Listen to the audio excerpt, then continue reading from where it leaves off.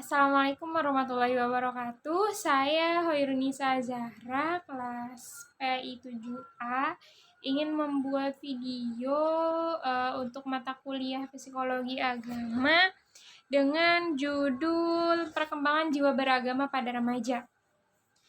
Pada masa remaja atau adolescense adalah masa yang sangat penting dalam rentang kehidupan manusia karena masa remaja, masa transisi atau peralihan dari masa kanak-kanak menuju dewasa. Nah, penting banget buat di masa remaja ini, mereka itu sudah mulai mencari gimana nanti pergaulan mereka gitu.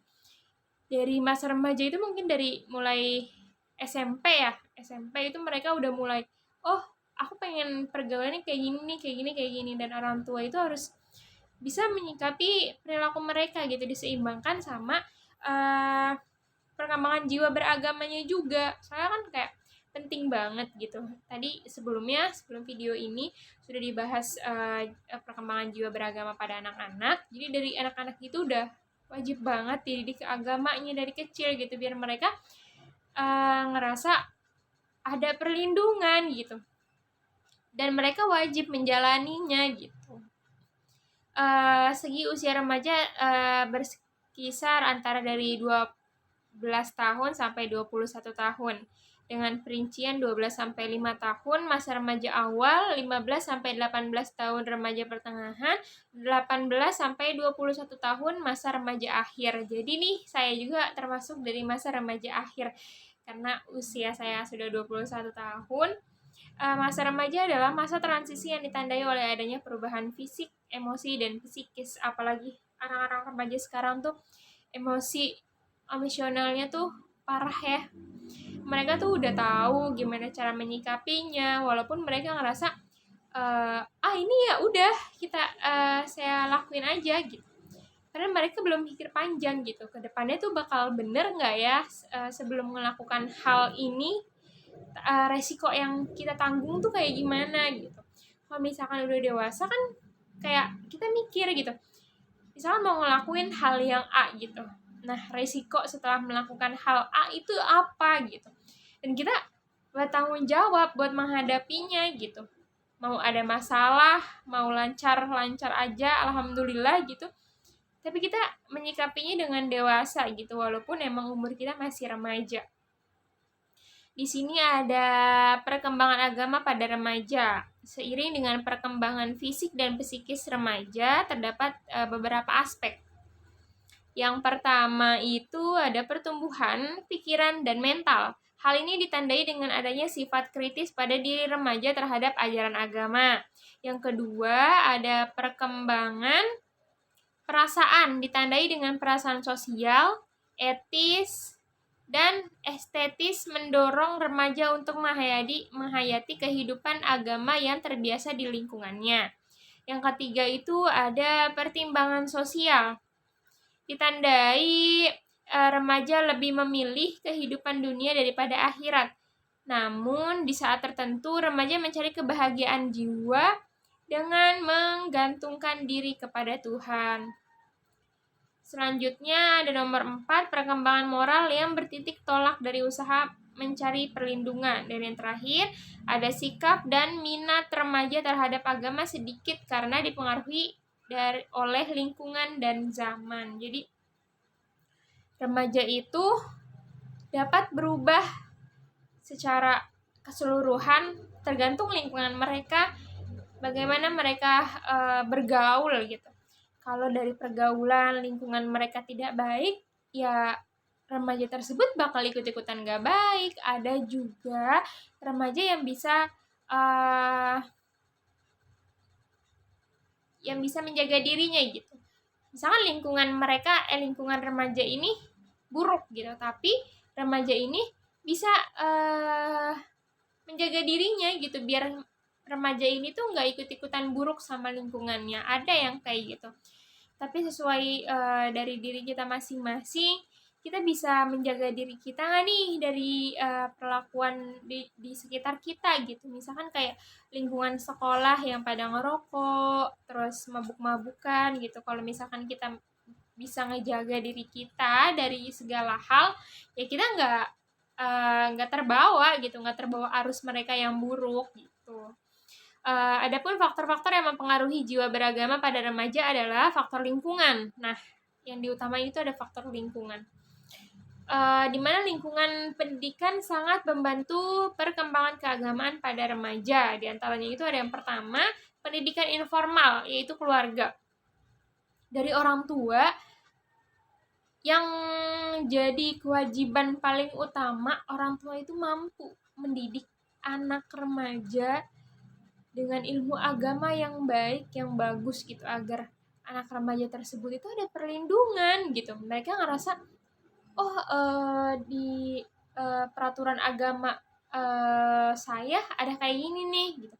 Terus dilarang ngelakuin hal-hal yang buruk gitu, ngerokok, mabuk-mabukan itu nggak boleh. Nah, anak remaja tersebut merasa ada yang mengganjal dan anak tersebut nggak ngelakuin gitu. Kalau anak tersebut sudah diberikan ilmu agama yang baik oleh keluarganya. Nah, yang kedua itu ada formal dari sekolah. Karena kalau sekarang tuh sekolah anak remaja itu kebanyakan pada masuk ke yang umum. Kayak yang udah sama Alia ya mungkin anak-anak terpilih aja sebenarnya. Mereka kalau nggak dipaksa buat masuk aliyah sama orang tuanya gitu. Nah, anak tersebut baru merasakan gitu. Belajar di sekolah agama itu kayak gimana gitu. Banyak kan dari anak-anak remaja yang sekarang itu masuk tuh di SMA umum. Nah, agamanya itu cuma 1 minggu 1 kali. Termasuk saya, sebelumnya SMA itu saya masuk di SMA negeri, dan ilmu agamanya itu diajarin cuma 1 kali. Pas saya merasakan itu, gimana ya, dapat ilmu agama itu cuma 1 minggu sekali gitu. Ya, kurang banget sih sebenarnya kalau buat saya. Karena banyak banget ilmu-ilmu agama yang kita belum ketahui, apalagi saya dari SMA masuk pendidikan agama Islam. Nah, saya benar-benar kaget, oh pendidikan agama Islam tuh kayak gini gitu, ada nahwu, ada sorof, terus ada qiraat al-kutub yang benar-benar saya belum tahu sebelumnya gitu kan. Jadi kayak, oh waktu pas SMA itu benar-benar banyak banget yang kebuang gitu, kebanyakan ilmu-ilmu pendidikan yang umum, walaupun itu juga penting pendidikan gitu, tapi diselingi dengan pendidikan agama. Selanjutnya itu ada 3 non formal, yaitu masyarakat. Pendidikan dalam keluarga sangatlah penting. Setiap anak dilahirkan dalam keadaan fitrah, maka orang tuanya lah yang bertanggung jawab terhadap agama yang dianut oleh anaknya. Jadi orang tua itu tanggung jawab sepenuhnya. Menurut Robert Hatauleles, dalam Suruin bahwa terdapat 4 faktor utama yang mempengaruhi sikap keagamaan remaja. Yang pertama itu ada pengaruh sosial, pengalaman, kebutuhan, dan proses pemikiran. Di sini juga ada perkembangan sikap jiwa beragama pada masa remaja dapat dilihat dari sikap yang diekspresikan dalam kehidupan beragama. Yang pertama itu ada percaya dengan ikut-ikutan. Jadi anak remaja itu sekarang masih punya sifat yang ikut-ikutan gitu.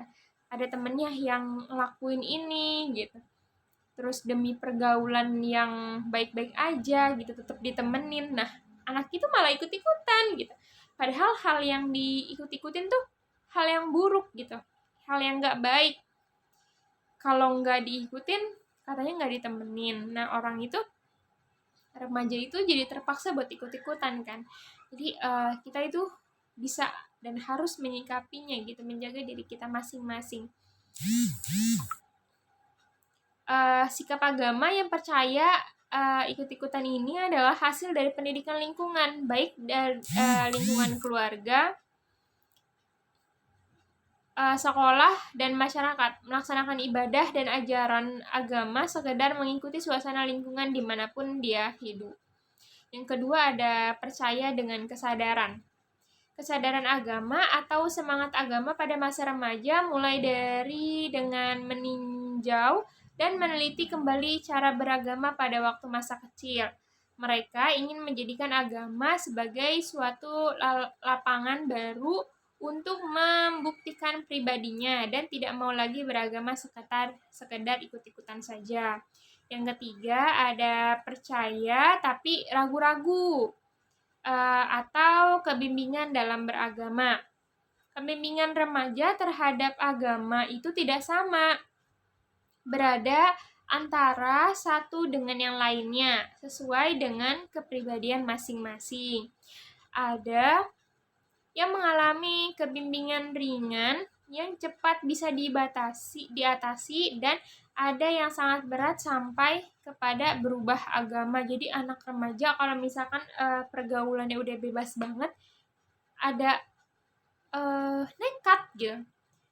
Aduh, agama ini ngekang gua banget nih gitu. Pas dibilangin sama temennya, dipengaruhi gitu sama temennya, langsung agama gue aja sini gitu.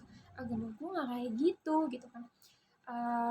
Nggak ngatur-ngatur, terus nggak ada ibadah yang rutin gitu, jadi lu masuk agama gue aja. Nah, anak remaja ini ngerasa tertarik gitu, padahal itu bukan ajaran yang benar gitu kan.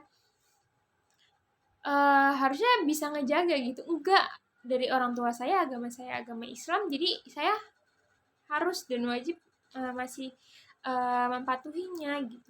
Kalau ada anak yang nekat pasti mengikuti arahan dan saran teman-temannya buat pindah agama. Nah, yang keempat ini ada tidak percaya atau cenderung ateis atau tidak beragama. Sekarang banyak banget kayak remaja-remaja maupun orang yang sudah dewasa merasa dirinya udah bisa dalam segala hal dan mereka nggak percaya adanya Tuhan. Dan mereka tidak mengimani apapun. Mereka menjalankan kehidupannya mereka aja dengan mengetahui ya Tuhan ada, tapi saya tidak mempercayainya gitu. Saya menjalani kehidupan ini ya saya yang melakukan sendiri gitu. Nggak ada dorongan dari siapa-siapa, jadi saya tidak percaya adanya Tuhan. Mungkin kalau ada orang yang ateis itu kayak gitu. Selanjutnya ada perkembangan jiwa beragama pada orang dewasa.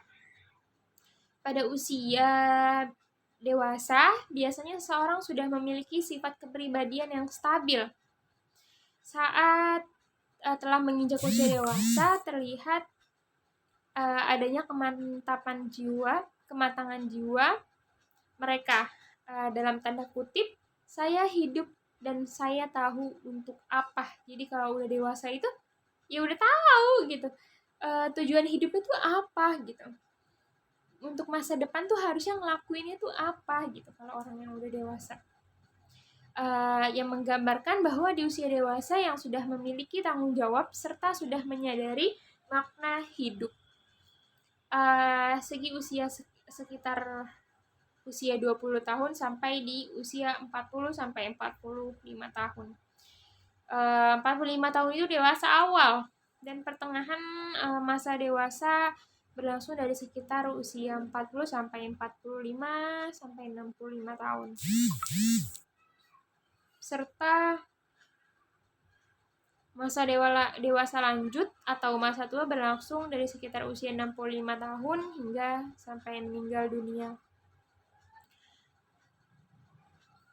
Di sini ada sikap keberagamaan pada orang dewasa memiliki ciri-ciri. Yang pertama itu menerima kebenaran agama berdasarkan pertimbangan pemikiran yang matang, bukan sekedar ikut-ikutan. Yang kedua, cenderung bersifat realis, sehingga norma-norma agama lebih banyak diaplikasikan dalam sikap dan tingkah laku. Yang ketiga itu ada bersikap positif terhadap ajaran dan norma-norma agama serta berusaha untuk mempelajari dan memperdalam pemahaman keagamaan. Yang keempat, tingkat ketaatan beragama didasarkan atas pertimbangan dan tanggung jawab diri, hingga sikap keberagaman merupakan realisasi diri sikap hidup atau bersikap lebih terbuka dan wawasan yang lebih luas.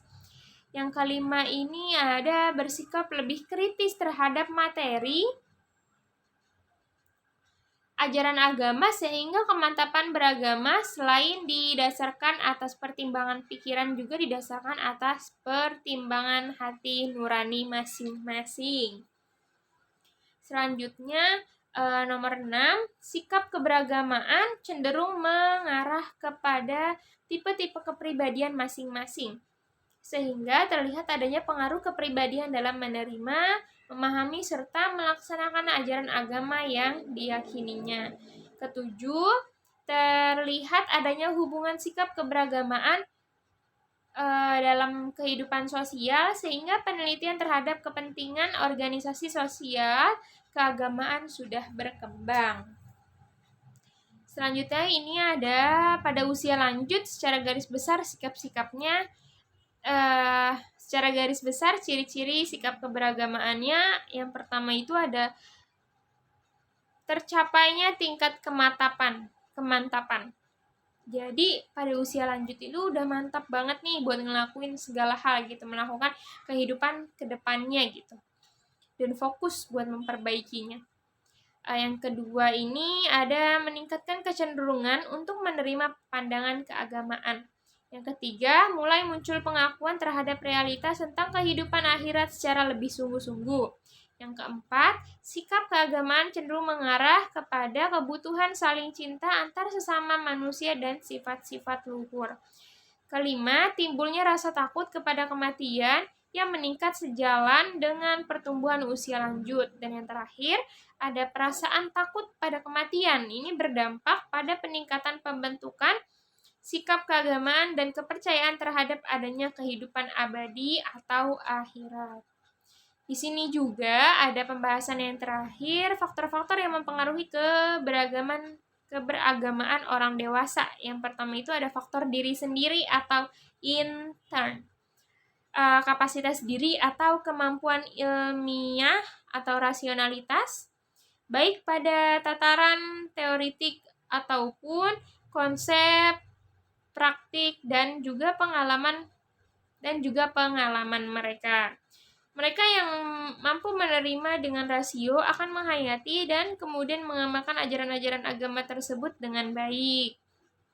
Jadi, kalau misalkan faktor dari diri sendirinya itu baik, maka akan melakukan hal-hal yang baik juga dalam jiwa keberagamaan mereka. Yang kedua ini ada faktor luar, yaitu beberapa kondisi dan situasi lingkungan yang tidak banyak memberikan kesempatan untuk berkembang, malah justru menganggapnya tidak perlu adanya perkembangan diri dari apa yang telah ada. Faktor-faktor tersebut antara lain tradisi, agama, atau pendidikan yang diterima. Jadi, kesimpulan buat pembahasan ini, yang perkembangan jiwa beragama pada remaja itu dari faktor intern maupun faktor eksternal. Jadi mereka sesuai dari lingkungan masing-masing. Sekian dari saya. Mohon maaf jika ada kata-kata yang salah. Terima kasih. Assalamualaikum warahmatullahi wabarakatuh.